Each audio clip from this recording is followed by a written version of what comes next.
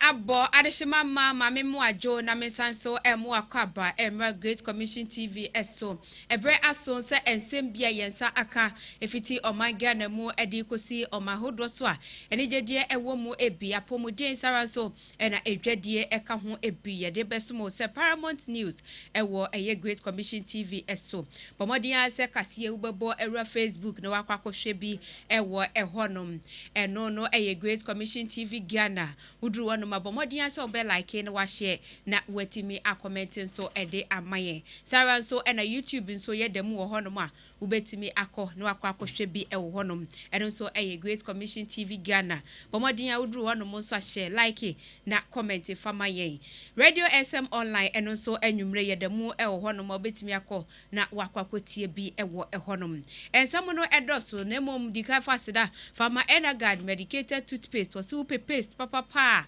eno no ebetimi ayi enkabone afiri wanum na wode atwitwi wosi ama wose no so atimi aye white na eni ada hodi anane Energard kwadwaman so kobisa obi a drugstore na se provision store bia ebe hu bia bowura honom na kobisa wo mo sa wo hwe Energard yi ebi na wo mo entimi ema obi na fa kofie na fa twitwi wosi wanum beto so papa esanse eno a NSC ye hina no yaje atum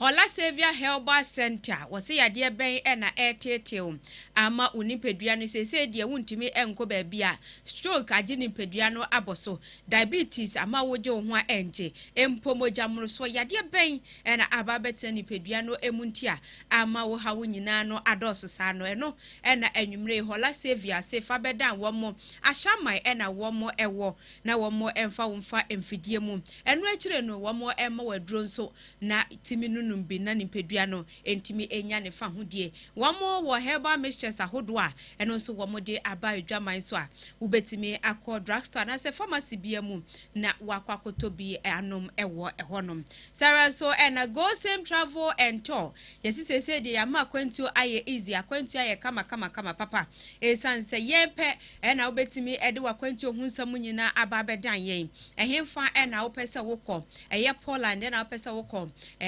Canada UK ni nyina no yeye bi ewo yaso ye wo passport na so wo ni visa anansa wo birth certificate wo ni passport wo de ne kura de ni nyina no wo ni bi wo ni passport wo ni birth certificate wo ni visa ni nyina no ye kabom eye ne ba ko pe edema sika ketu bi na ubetua ede amayen na yetimi aboa ama onkrata sam atimi adimu na ukopie mu wo honom nso adwuma nso eda honom ba bia ode uti beto nso ene wo insurance ni bibia ye set enti go same travel and tour ye wonu ngwa kantamanto ye ni Great Commission TV no ena ewo abronsan ba akoso momodi ahwehwe ye kira kwan na fa wakwanti hunsam dan na yentimi emwa kama yesebra yeto nsafro bibia se ye woni so ade hunu se opesa wo yesofo mapa ewo oman Ghana mu empo no wankasa pesa wote wasori na onso woda no na yefe overseer ana se reverend ana prophet ni nyina no yebetimi de wafantitie mu ye wienso ayamatumi krata di adanse se ubetimi ebie wasori entitie bia na se suahunu bia wo pe ede afanya me adwuma ho bia no kama fo aye krado se womo ebetimi aboa adeshima ma womo ene adwumeku anwumre womo ekuta mimu ebo machidom a mede ensamu eba abedown na anwumre yenhwe ensamu no de eto dwa no epi Onmanyafo kwajo opon enkroma ede atudwa sesese die sagleme affordable housing no eyade womo enya empanifo anase nkofo makomako enuma womo ba behwe na womo atimi asom na yayensesie bia ewo honom a eno no obia betimi enya bi ede dwuma ensamfofro mu nso eye director general ede ma eye snate eye ora osafo mafo wo kire mu se ora Fledi Blay ni sembia woka efa no ne ba no senka wono kra na ekwakoto snate hotels shares no na so wode ne nsem koye wo manje antum no wose saade no enya no kra esansa ne ba no kra ba ye no na ennyoma wo mu hia no na ne ba no enkutabi Northton ra shebedwani de ato VRA for enimu se won momodin na action plan no won ntimi ma won nsa enka ansana eye akosombo dam no won atimi abie ne ntua wokasa so yebebomu de amal ewo kase yi eso Dambai English and Arabic School won so etiremu se bebi a won tena esua de won enibi konwa kra won betena sokora no abo won enti aban emra won ensra bem omahodo so ensem emu Liberia mampeni se de wo kiremu anu ankasa na katua no yentimu 40% na yentimi emfanyensie ewo oman mu na oman no entimi entu empom Adeshima ma ensam no ebi eka we hu na donhwere ba ko ye bom de amao se Paramount News ewo Great Commission TV eso ma memu adwo na mensanso emma wo akwaba medin de na nekua achelba atanyumeme na making kai ensam yi de amao yentwa ye ho ye ba ensam no ye bedomu asuko ankasa de amao ye ba sesia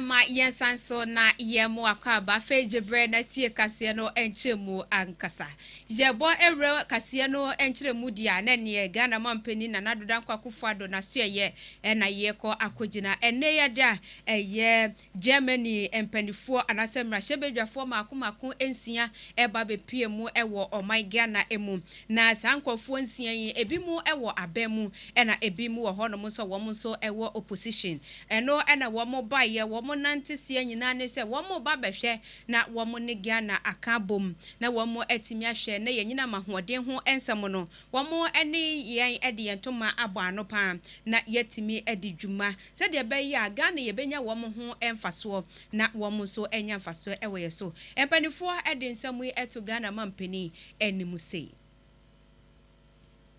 all kinds of projects in the global south, if you want so, and we have a long-standing relation with Ghana. I think it's been more than 60 years that our cooperation between Ghana and Germany is ongoing. And the task of this mission is to look at what kind of projects are done here, which sectors are supported, are we doing any good, are we doing something wrong, how can we do it better? Because German taxpayers also demand explanation what we do with our tax dollars, or tax euros, so to say. And this is why I'm here, and it's a great, great honor to have you here and to share some experience which you have made during your long time of political career. We're looking at a lot of things. Today we saw a solar installation of producing energy for a garment company and your free zone industry area. So that was very impressive what financial means can do, and also what we have seen that it has been supported by Germany, that there is now 2,000 people or almost 2,000 people working in this sector. So this makes us happy to see when there is job created, when there is investment being done, because we believe this is the real way to development when you have jobs, when you have investment. And but we have done other things as well. We have been engaged with social affairs. We have been engaged with human rights, where you have a lot of experience within as well. And so maybe you can share your opinion about what Germany does in Ghana, if this is the right way and if we can do anything better. Germany has never dealt with us in terms of we're giving you this for you to do this for us. There's never been any political pressure on us to do any particular reaction politically or in the international community as a result of German cooperation and assistance. So we've appreciated that very much. The respect for our sovereignty, the respect for our independence, and an understanding that a sovereign country will take its own decisions. We've never had any interference from Germany in the politics of our country, and that is something that we appreciate very much. The terrorist threat, the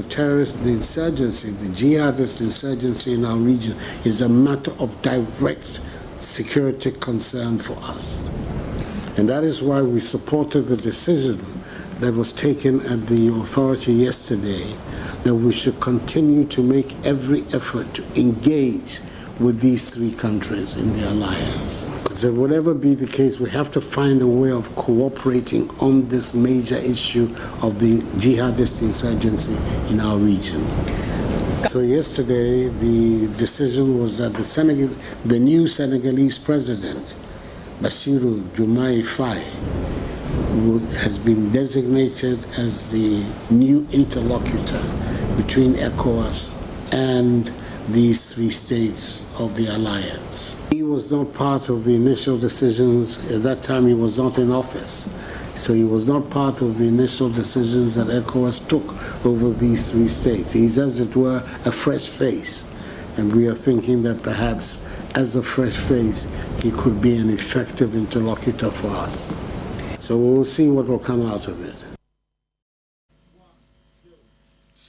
And again, man penny and another danko akufado wane a German impenifuo ebi efiri one more a buy ye ebeshiano, one come of no ebi, and a yeko ekotie yeno. My yenko and some fofro a moon. Na posi sa hene meche IGP a ye onwonya for George akufu dampare. Na wane na pam for a year election security task force no one more eko kopie mu e wo abato commissar na so ye and a one more and some koko to just abra ye limited a year voters registration ene enho enkeka ho bi no abato commissar e de adwuma hye wo monsa se wo mo enhwe ema enko no jojo empo no edi nchoro no wo mo hwe na bibibia entimi entoto na kwamu eno ena wo mo ekokopie nanim a wo mo ede nsam ikokoto nanim se ya ye wie o nanti no wo mo busa se adwuma wo mo ye no so ne kwanso ano no ena abato commissar so ede nanum sam ede etumpanifu animu se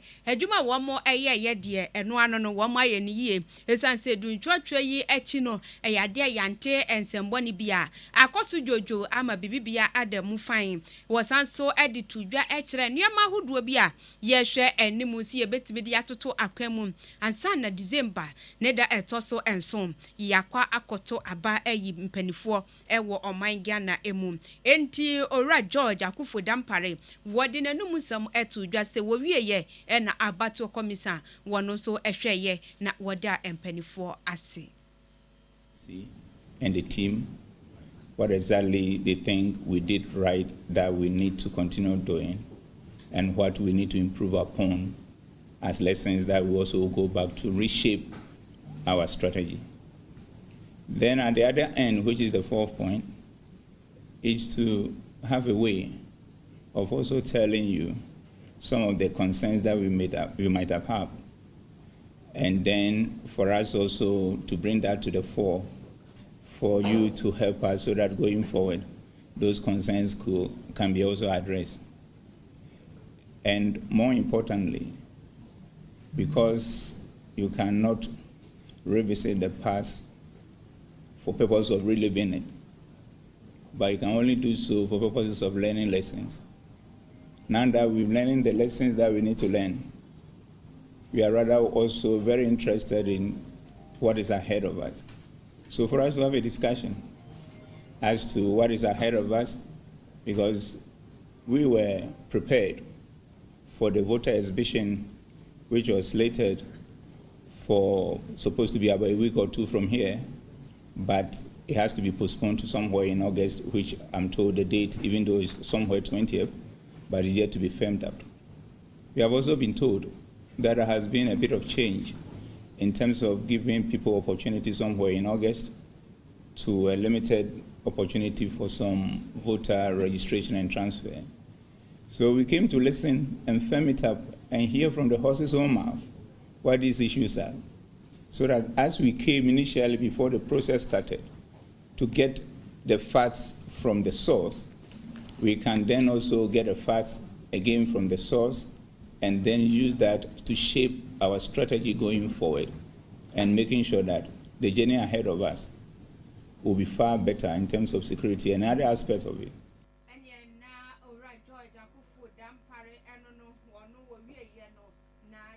Yadia mame Jane wono so ede nanum sam ede to aso se wo mo ayade papa adwuma wo mo eye de na ne perfecto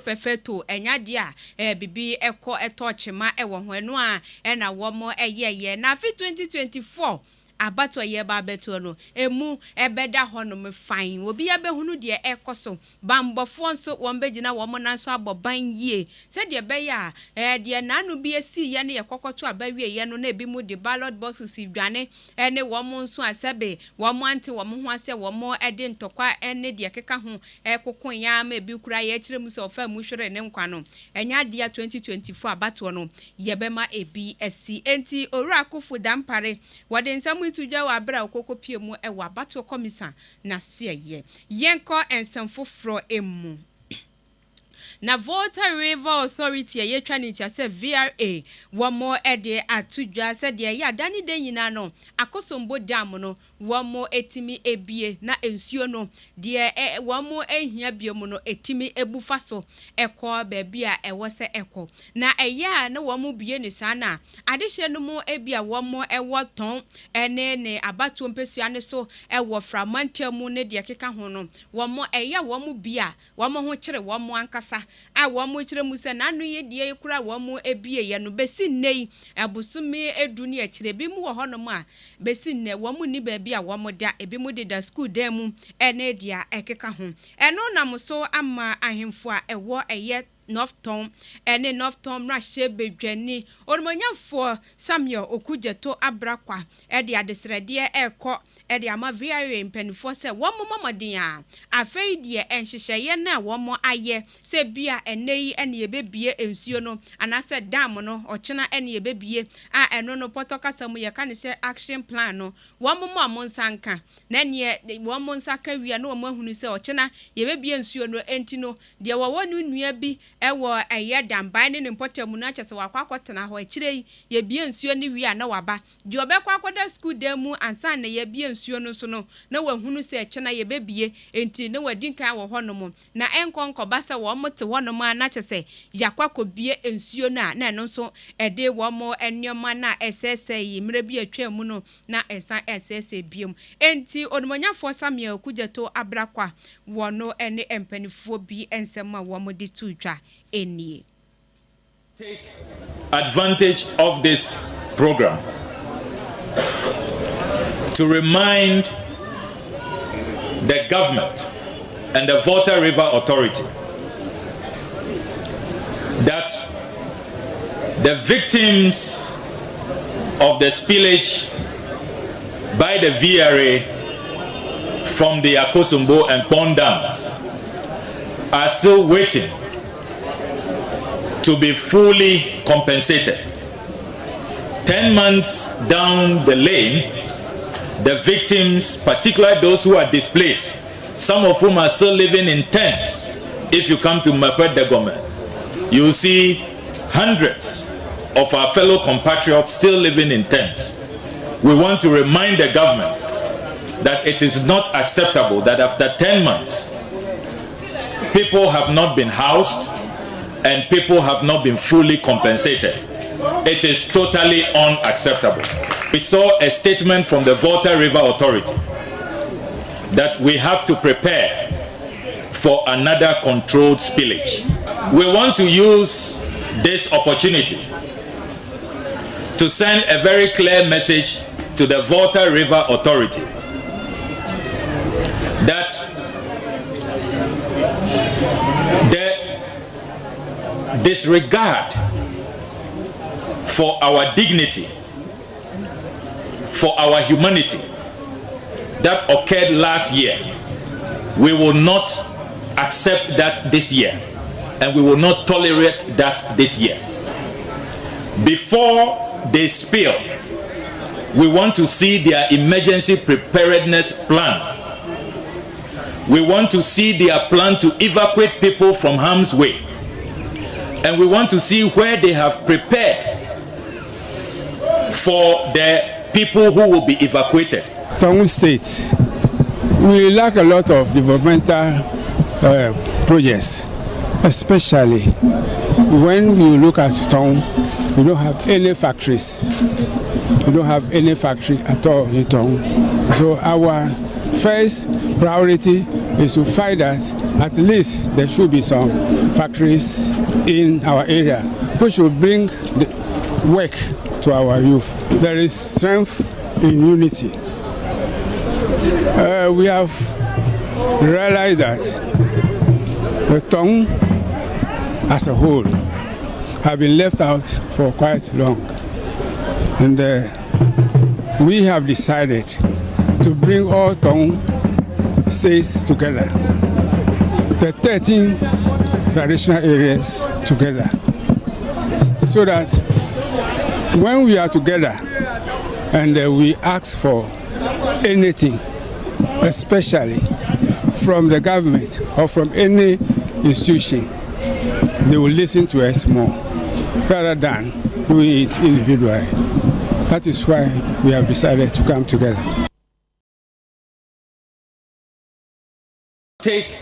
advantage of this program. Ewusia addition no more ebia one more ewo eyeton enen abato pesua no eso na wote se one more ekasa no wo mo chema dame no eya one more ebia ha adwen papa esansemsuo ni bufa so sa na chese adwapade na etwi fa so sa edan esei enuane esei no baye ene afuo kura one more aye no na chese ni hina asei nti afeye de one more ehia eye action plan ene na one more ede atoto nyoma yi ansana empani for etimi ebie dam no nti eno ene adesredi a wo mo edito very empani for enim my yenko ensemfo fro emu na sagleme affordable housing eye mampani dada John Dramani Mahama edan ahodo bi a wosiye na wo hwe enimu se enka wo betimi awie na eno no wantimi anwi a yetu no efre ade so na MPP for baye na ewo se wo mo etwa so na wo mo kire mu emaye nya ne ntiase se eba no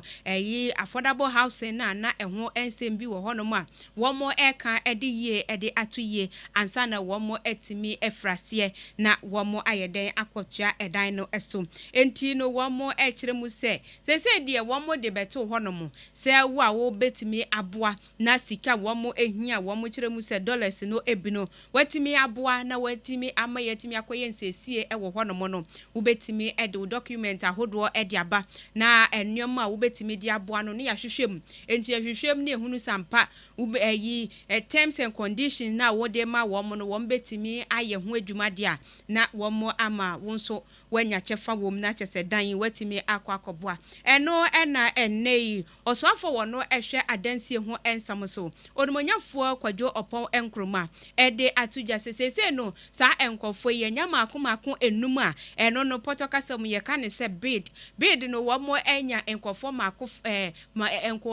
mako enum chese 5 a wo mo agya tumu se wo betimi ahwe na wo mo aso wo mo asensika ne wo mo hia no na wo mo atimi ade ekoye ensiesie ewo honom na ba bia ewo se dan ne ekokodru no wo mo di edru honom se de be ya de hye no mu bia wo mo aye krado se wo mo betobi na wo mo so atimi atenamu no wo mo atimi atobi atenamu enti onmanyamfo kojo opon enkroma ne nsema wo di tudwa enie akawuram ye mane nkawuram ye fa akwanuasa so na yetumi atua so ne awie ne bia no magana fo anya ho mfaso project no abakosema wo ho ne se Ghana ban ebo besia $200 million so they see edan impim num ama Ghana fo ato as at MCB 2017 ehwe nkratem na $200 million ni na no say yetua ni na ama contractor no nemom edan a waja wo ho 1506 na 1506 no project no crampo che so wie so say nsuo ni ho enyina monkane ni ho sebe ejanan bia obi ko ekoja ne nan wie a bebia be fa besia ko crampo dia broni fa ne sewage system no na bi ni ho enti minister attach na fee process we ase ye bona baso ono na oma Ghana Institute of Surveyors started process no mo sisi yo mo say be hia be $100 million na e de awie Minister Senso Boachi na beto aso oye adwuma no e de ba cabinet no yehu say $100 million no be dey say Ghana ban be nya $100 million sabre ya ye wa ho kire mu say mfenko wi project no nti cabinet e share ne say yenkope ankorankrafo a wo mo be wo pepa ne say wo mo de wo manim die no msika ba be shim ne ye wie na ye de aye adwuma ma Ghana fo and I'm me be the minister February mu April any share wa ha ye be a request for proposals na no if I'm back I call site to March no mu to April and ye share wa say ye the request for proposals to abontin so big bia o wi ase afa na bia obetumi abeboa ma ye wie ne de adwuma no mra ye ka say July da etoso nwotwe no num ye be share wa ha na bi so ene Yamin Chadie, July, that Tosun Watry, Ishia Wahano. After companies be do a buy a catcher and sell many Jehu, your mom course a glammy cochre, a coil assessment near Dianano. Akawurem, Yamanin Kawurem. Eni na onimonyamfo kwadwo opon enkroma eno no wo kire mu asabre ya ye wa hohiahia mu ye wa ho kire mu saa sika na aban wo hia e de akwakoye nsesie e wo hono no enya de wo benya enti se ye de ma bedifo ya na wo mo etimi ba beboa eye nsiesie e wo hono enti sese de sagleme affordable housing no enya de ebeja e wo nwura mu ebiem ye ba be ye nsiesie e wo e hono ma yenko ensemfofro emu hyanenso se ubenya kasie yi ebi ahwe ewo eye YouTube eye Great Commission TV Ghana bomodi abowura honom na ko na kohwe bi like comment na share ebetimi aboa papa ye Facebook nso yedemu ewo honom eno so eye Great Commission TV GH wuduru wonom na wode wonsam na fase owie nso a tintim likes no eso na wo wonatiko na obi nso entimi enya bi entwe na eno no chese wo share eno no Radio SM online eno so yedemu ewo ehonom ye wo app nso a uko Play Store wa obenya bi atwen de atu phone no eso na watimi ahwede ye wa ha nyina no ebi Apple Store so ukọ hono ma ubenya app ni bi e wo hono bomodi atwi bi tu phone so ene na wa subscribe to your channel no ene oboss wa na chese bibi bia ye wa ha no bia na wanya notification na watimi akohwe bi enwe no nsia kase eno na yeguso ye kire mu de ama wo no ma yenko ensamfofro emu na Social Security and National Insurance Trust ayetwa ni ti assessment beya na watwe mienu ene ekire enie na ebabeto odwa se empanifo e wasnet ekire mu se sikasam bi enkoye ewe honom na eba no Snate hotels ahodo no kra na ekame se emu bi no wo mo eboka entinka wo mo hwe animu na shares hotels makomako enan de wo mo etimi aton shares wo honom na enkofo etimi abeto na sika na wo mo benya no wo mo dia yensiesie ewo eye hotels ahodo yi mu a na chesela badi beach kura eka ho ebi eno nam so ema owura Brian na champion eno na ne din beto odwa se wono na to shares 60% ma NDC fo kura kan ye se da biara da enya de wo mo ebeti ase emo ye kire kese ekoso ewo oman Ghana mu a na enye asam ketwa na ye kokoye ye kire ye chi no na enka ne dwamtenani edema NPP amayokuo no ora eye blay wo de ba bonten se time na wo mo kura wo mo ye madwen se wo mo beton eye Snate no shares no ne ba kwa blay kura no wo koye eno so ede ne bidi bi se de wo mo kan ye ede koye sanka wo mo hwe na wo mo emfa ma no nenso no Snate mpanifo amfa amma no eno nam so amanre yada abra Snate mpanifo wo mo ene semtwefo edi nhyiamu na wo mo edwendwen se de Snate hotels ne kura no shares no ye mfa ma wo bia ewo honom Director General Edema Snate ye Kofi Osafo Mafo onimonyamfo editu dwase sansamu na owura blay eka no ensamu no nya sa nete ne ba ne kura krata wode ba ye ne document ahodo na wode be pie mu wo hono mo efa ne shares ne ho kura no na emiti terms and conditions na wo mo epe no ansa na wo mo de shares na ma no na ne de no enuru ho kura enti na wo mo enja mu amfa ma no esanse nkofo bebre na eba ye se wo mo pe enti wo mo hwehwe mu hunu ni se wo de no efa wo de no ene no eye yie ansa na wɔn de ama nipa nanso ne ba ne de no na enya de a ene wɔn de wɔn hwehwɛ no na enya ne ba ne de enti na wɔn amfa ama no enti ma ne nyina baabi nkase bia na ne ba ne de no kora ye na wɔn twa ne boye ekofa owura Brian Achiampon. All these issues about hotels is the claim that has been made that by Mr. Freddie Blay that his son's company, Spartan Ives, bid $150 to $200 million and SNITS turned it down. Again, that can't be substantiated. And I want to take you through the process and Spartan Ives' involvement with the trust. The way the process works is as follows. This process was on the procurement methodology was a cost and quality basis. What that means is that we assess the technical and financial proposals that you bring. First, you bring your technical proposal. You submit that. Everyone does. The proposals are opened in front of everyone. They go to an evaluation panel. It is scored. Once it is scored and you get past the pass mark, we then assess your financial proposal. That is the process, and that is what the law requires us to do. We did exactly that. Spartan Ives did not get past that stage. Their technical proposal was weak. They scored below the required 50%. And so their financial proposal was not even assessed. The envelope was not even opened. It was returned to them. All these issues about hotels is the claim that and na Director General I don't know what you say na owura Blay ne ba no de no na eminti wo mo terms and condition no enti na wo mo amfa ma no na owura Brian Achiampon kra no say no wo mo nya function ne sa wo mo emfa hotel ayi SNITS ayi bia emfa ema no said ye na no wo mo ankasa de ba ye so wo mo twentwen so ansa wo mo guso twentwen so bibi bia so ekoso bia no wo mbema stakeholders so aso ate na yenso yenya bi ede abra enti na ne Paramount News na yeguso chire mu ede amao no na yenko dambai eno ewo oti mantemu achachefo bi a wo mo ewo eye English ene Arabic basic school a ewo honomo wo mo se adesrede pa enkotodwegu form ensa dansayam Ghana mampeni na nadodankwa akofo ado wo mo sere wada suku nkwadai wo mo brew Baby a won bet na sua ade kora no ho akwakoye den de ama wo mo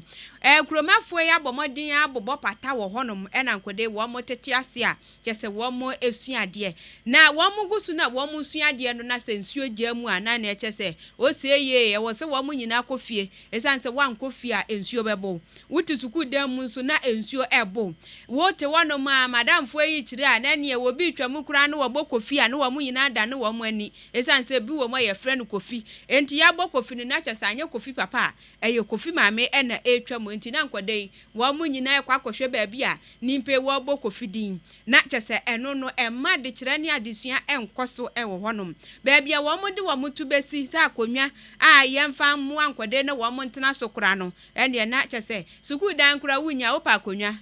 na wo de ekwa kosie enti wo mu kyerɛ mu se ha dwen yankasa aban mra wo mu nsra ba mu na wo mpe baabi na suku nkwadai wontimi ema wo mo nkonkwate na nsuade na wo mo ntede future generation eno ane wo mo uhu wo mo nketenkete sa no wo mo a na daachi bi won beba be president ne de keka ho wo man Ghana mu enti achechirefo yi wo mo chire mu se Ghana mampani ene na be de chire wo mo mra wo mo sra ba mu pa ene owura adutwum education minister muntwa mani enchire dambai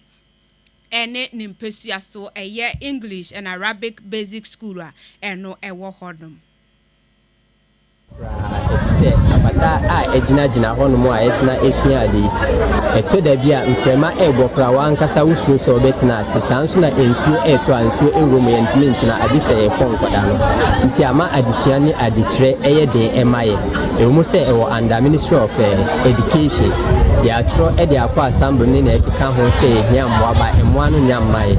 nti yɛbɛsrɛ yɛnnuanom a ɔyɛ musulifoɔ ɛma ne mmɛmma bia ne nsa mu ebi wɔ hɔ no ɔmo mmɛboa yɛ na yɛntumi ɛnya classroom papa ɛma nkɔda yi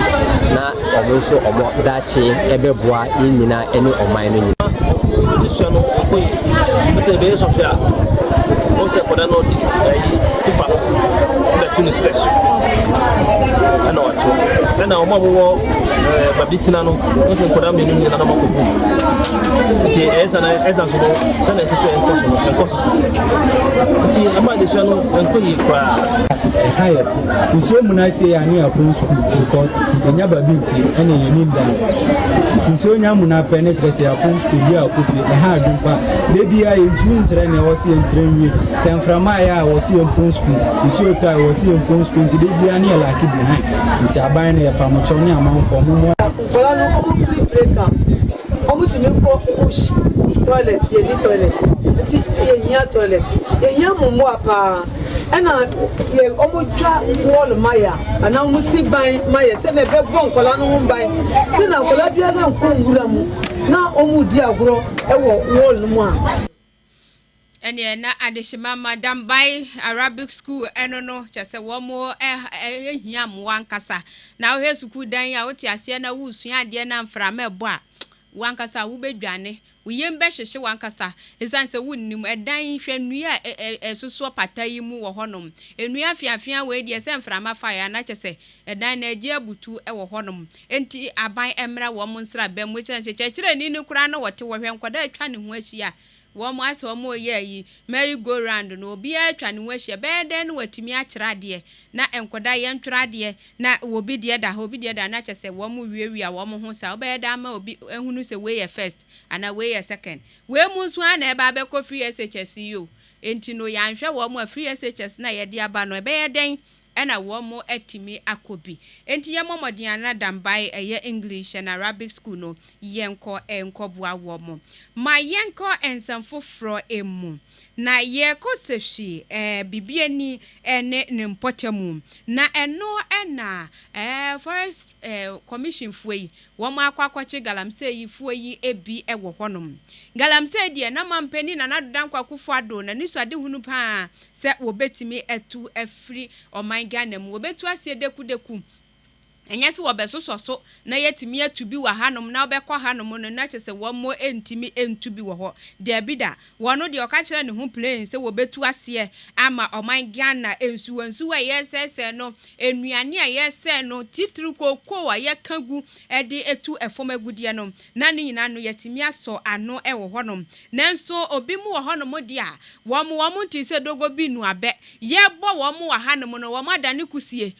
bɔn mu ɛna wo mo akwakwɔhyɛ nti wodi husie ne bɔ wo mo wa hanom no na wo mo akwakɔpie ɛwɔ baabi fofora na kyese wo mo ɛkwakɔyɛ de wo mo ɛpɛ na ɛno ɛna wukɔkɔpie mu ɛwɔ Anhwaso East ɛyɛ forest reserve no a wo mo empanifo ɛkyerɛ mu ɛyɛ rapid team wo mo kyerɛ mu sɛ ɛno yɛ da wo mo ama obi amane wo mo ante wanom so yɛntu mpasa ɛwɔ ɛyɛ kwaye yi mu na yɛnhwɛ de ɛkɔ so wom wo mo nkɔnkɔduru wanom a na ne anya agro excavator na ɛda wonom a wotu natie a galamsey yi ɛkɔ so anya asam ketwa de wotu natie etu de wodwo abo nso ɛdwo de wono nso ɛhohuru load nso ɛhohoro ɛwɔ honom a na wo mo kyerɛ mu sɛ na ni kankasa kyɛ wo mo nti obi akasi kura ye bo da huro kura wo mo ente ya wo mo hyɛ honom a wo mo ɛyɛ de wo mo pɛ na we na wo mo kyerɛ mu sɛ mrantie na wo mo de na wo mo ɛdwo load ne de keka ho no de wo mo ete se wo mo ba ne na pam wo mo kɔ dadadadada enti wo mo entimi anche wo mo Nemom China ni baako tese wona nani ate wono wanya mfihia no aduanan enkono 49 years ena tese wo ka ho bi na wo hye ho no kura na ye boss no boss mu boss ena wo ho no ma wo mo etimi bo moden a ema wo mo nsa etimi eso ni mu wo mo kire mu se excavators mienu so wo mo nsa etimi ekan ye ene enuoma bi a wo mo de ye galamsey no sese no wo mo ede wo mo nsa atoso na yi owura chain de sese de wamo ede no akoma aposifo se ba bia mra ne da no yemfa no emfa so esanse yakoni kuro mu China anka menji ndi so wobetena hwa ye nhwa han se yemetu China asase na he na wamo no wamo be ede bedua enuane ne apotro he na mo de benya apotro na wamo anya biadi entinu nka wamo enyesa entinu mpandifo kire mu sese no owura lenchin de sese yensa asonimu a wono no anwiaso East Forest Reserve no ehono mo no wakwakwohye ya na wotu efom agudie meche galamsey wo ye bi ewo hono mo a aposifo nso sese womo ensa aso nimu yebechi womo sa de bia yebechi bi na afenzo de yechi womo a yemfa enche womo esanse enye asameketu galamsey ni sey nsuo galamsey ese yensase galamsey ese enyoma pi ewo omanga na mu entino afi de rapid team no womo agiatum womo nso womo ayire womo abosu womo ahye womo sapom nsuo den se wo bia yensa beso no enya dia jede ebecho na yenko eye amansie eno no ewo Bono East mantemu emu yeko akogina hono modia na niadehye wo hono mo ede atudwa se no road no vote no network no vote ene na afei wonitia wamu ane se wamu hia ballot box wo ho emfa ballot box bia nsika chimfa ma ho ballot paper no kura wamu mpese wamu behunu na box na wasan de ayi abatuo isifo nso akoka ho na wodi police ye di akire se wamu nkobo ban na wamu koto aba wa amanse wamu kire mu se afi wamu hia sa wamu kwan a eda ho no mo no ekwan na tetea pansam wama bompanifo abo se kwan enye mumaye bibi mfa ho de bia na wamo kwa assembly na wamo kwa hanom ni na no wamo sam no chese yetia paper na wamo de be kokora na no mo de si wodi fufuo wo so wamo wi na wamo amoa ne de ahye bolem esanse wamo no Ghana no wamo nka ho wamo kire mu se ahomatufo yi anase network ikura na ubenya bi na uge bi wokura mu kura watimi afre no se nkoyie ma ne mekura wamo ni bi suku nkwada ekodru yi class a wamu ni bibia kire se yemfa nko online na enkwade nso enuama wei wamu nso wamu nsua bi na BEC ye ina ne yakotena se atworo wamu eni bi wo honom enti 2024 no nya de ombeto aba aban emeye kwan a ensi ho se wo ba abe pay vote bia wo ho empo no aprobo a wo mo bono mo mfa bi emfa ma ho esanse mansie no wamu no wamahunu se Ghana no wamo enka ho nyamfa so biara se ya kwan mo ba yimu huru ye se de kwan so tie ayifu adada ya de bia munko bo pa ya ne akobo munko yewe ne akoye atale ehemi kwa mu se ya brantie bi atale esanse ya kwan ne nye no no ntia po ye de no ko hospital motokin ye fre ba bi 18 mu ho aturankasa moto ne da ne ya no ebo ne so no wuye ye o clinic wa ha ye ni power ha se wo yale agise ka se ko wanchi ansa na obenya moto di ubedu ho abekọ no na ne ebesiesie awie nti esra aban no mmere wa ofo ha nkwakurafo ha yare atimi batan bia mo ba mo hu se na kwan yi esitie brante ne baba ho ye ni abre esra aban se afiwe bibi nti se omwamba na omwamba ye ne ye sire ya ye be ma aban no so ahu se yanso ye ko promote we no ye de bibia eyeye yeso ya ntoba eyeye ye to aba so eyeye edi so omamba mba ye yakwa we ene ye network ya ye ntoba nde ye ntoba china amebi okowo medeni ko nso bi woni ma medeni ko boho ma me na wu akolo nso awu ti esremo ye kwan we enye on se mensi atu kwan we me de akobo bi agbanya atu mensi ti esra aban boy one boy afi aba area ha onya ba ko sei baako menkan da onya baako say esra hanom no ye the network na enema bibi to say bi aye check insurance si ye ni network wa hanom a ye nanti ye fa wiane so ekoko check ye gina wiam ni ye ebre oh it will be pleading with the government say obe bibi afa network no ye pese refer will be ye refer na kwan nti no sometimes ban be kwa kudu ne kwa no ebiana wahwere ne nkwa nyamfa so biara say ya kwan ene na kwabra ne na sedua komu a wo pe network no ene mere Ghana ya we na afe na wo bi kwakwagina table so no akwakwohwe network wo bi nso kwose kom na wo hye wo na dua ne power na che se wu na wo ba bewu hospital ewo ho no na se chief company kura na wo mo ka se ba bia wo mo hwa yarefo kura no bia na asem no akwakwoye den ye wo se wo mo timi firi obi kura ka se wo aduro we tofa breye na nso no yi network ne wo he a wo mo edibedi sa adwuma no nti ne yina no enkemfia ne na aban kro yi a enti aban momoden emra wo mo ensra ba mu enya sa de a afi we die no vote mo bia nsi wo se wo ba bepre aba ewo ewonom eno ene ensem amanse eno ewo bono east mansin no emu wo mo ede atudwa adishima mama ye nyina we so na ye ntwa ye ho ye koba ye do beko amahodo so ensem emu nene Liberia man no mu ena ye ko akogina enti ye twa ye ho ye basisia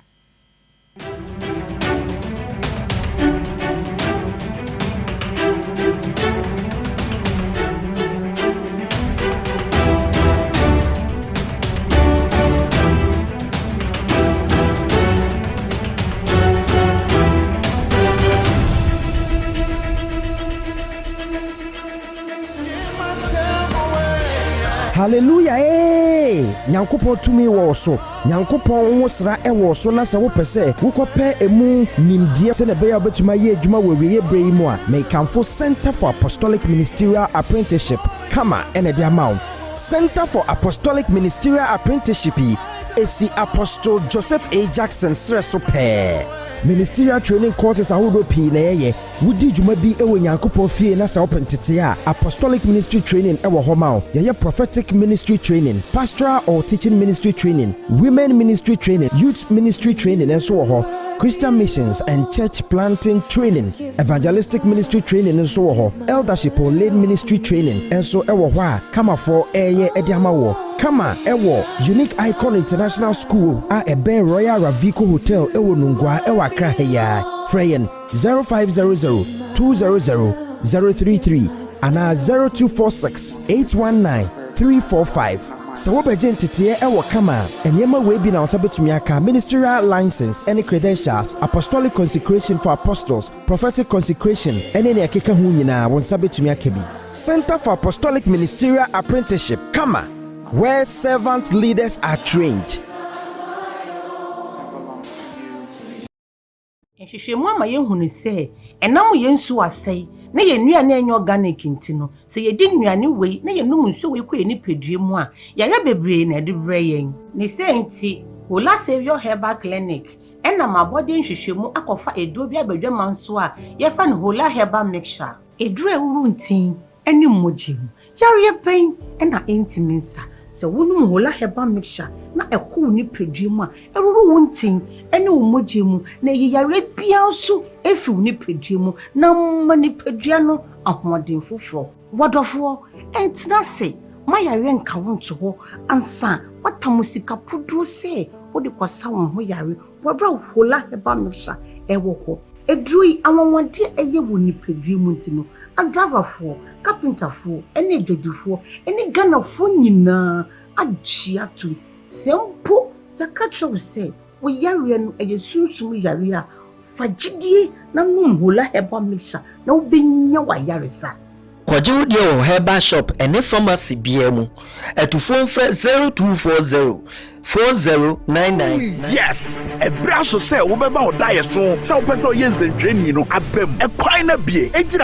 the I Am Media and Professional Institute, the I Am Media and Professional Institute, a beer, a titans and trefo, a mobayans and trefo mappa, ye de wom crown say, practically 80 30% and a Fury 20%. So we want to hear what the I Am Media and Professional Institute. Yabemo akoye internship our Great Commission Television and so Radio SM Online and now radio and now TV station. Yeah, actually wo my Ghana. And titiana yedema ono ebine graphic design, motion graphics, video and audio editing, camera handling, TV and radio presenting, communication skills, media law and ethics, media production, news writing, editing and reporting. It is a JHS Nwerie and now SHS and now push yapon say university akwenya ne daoma and your men say adajo for the I Am Media and Professional Institute CA it was 0544 713 929 and now says 0500 200 033 and now with one office what Great Commission Television Nungwa Cantamanto Omobe St. Michael Primary School, the I Am Media and Professional Training Institute, where professionals are trained. Shannon Sose Singapore accredited by the National Schools Inspectorate Authority Yetomutia from Nasia.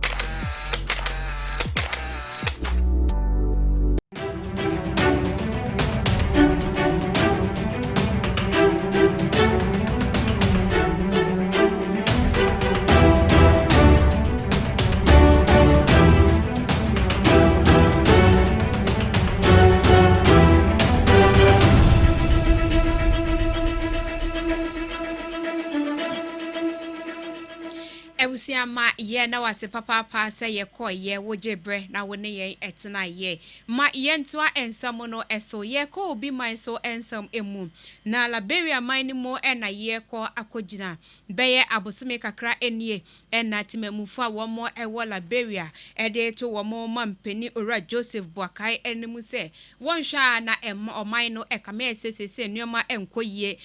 aduane die mu kura no eho ayasem kakra enka ne de wotimi edidi miensa ewo dakro no sese wateso aba mienu de wodidi mprenu dakro so ateso ababa kon enti mampeni no wonhwe na wonye bibi emfamfa ho esanse wo mo mampeni dada eye George Via abra na woteso no na chese wono no ne de ne se ono ankasa na ketia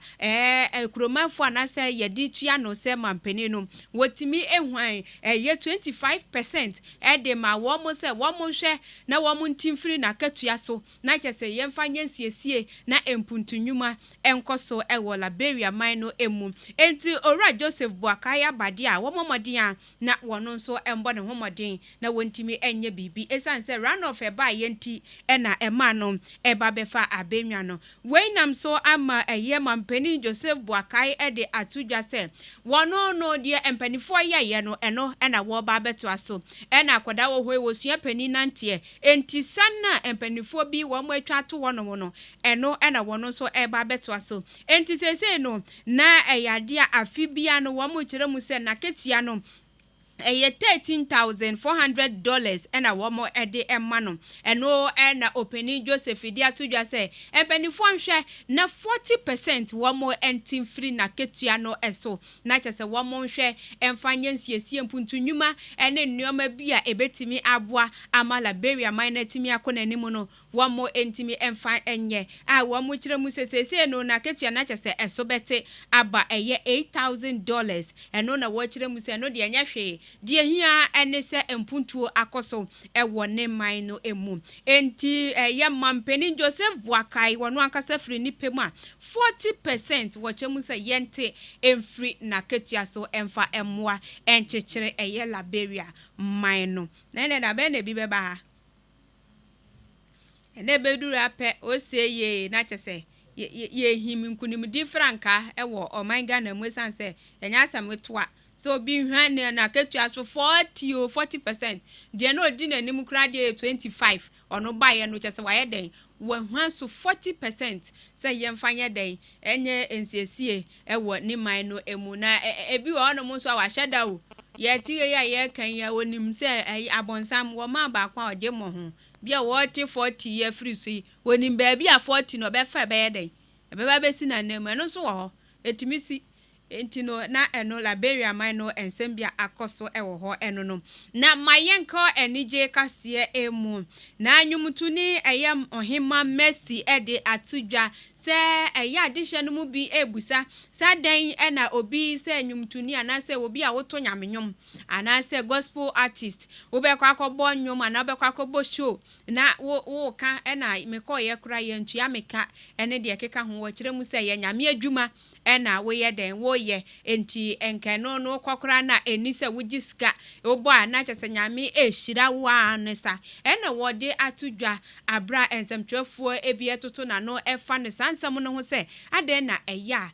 nwumtufuo yi ebi wo mo eye ne sa na wo kire mu se eba no nyame nhira ne dia ewo ho wukoto nwom na nam kwan bia so nyame behira wo na makonia se bebre su di behia nanso no sika wo ho ehia nkasa sika hia wo mo adwuma ni mu ankasa esanse wo ko show a wo beto petro obi wo ho no mokura na wo wonkofo a wo ne wo mo ye adwuma wo se wo mo oyeden wo tua wo mo ka ene nneoma hoduo bi ekeka ho a wo se nimpa no wotimi diska ede ye den eye ena mo nso wo wo mo abusuan a wo mo nso ye den ehwe wo mo enti wo mo hia sika na wo mo ede aye nneoma we nyina nyame nhira ne de se de wa ye obi bia ma obi nyame nhira wo eho na wo nya yie enti ukobo show akakra bi a wo se ye pe ede emma enti ma me mercy ne nsema wodi tudwa enie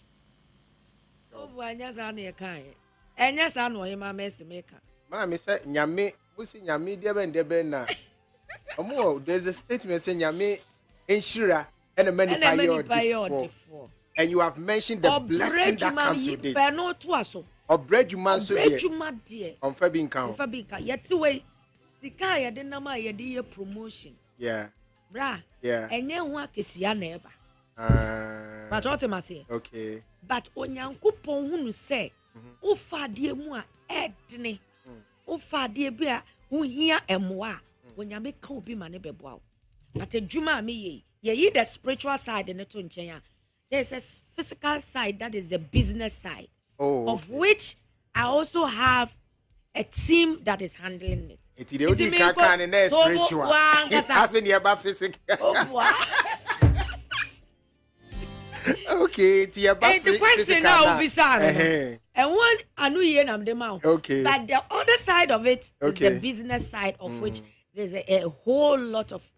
team on my handle where me co-programmer was all free na ye bookings na ye stressika because me the workers in nam.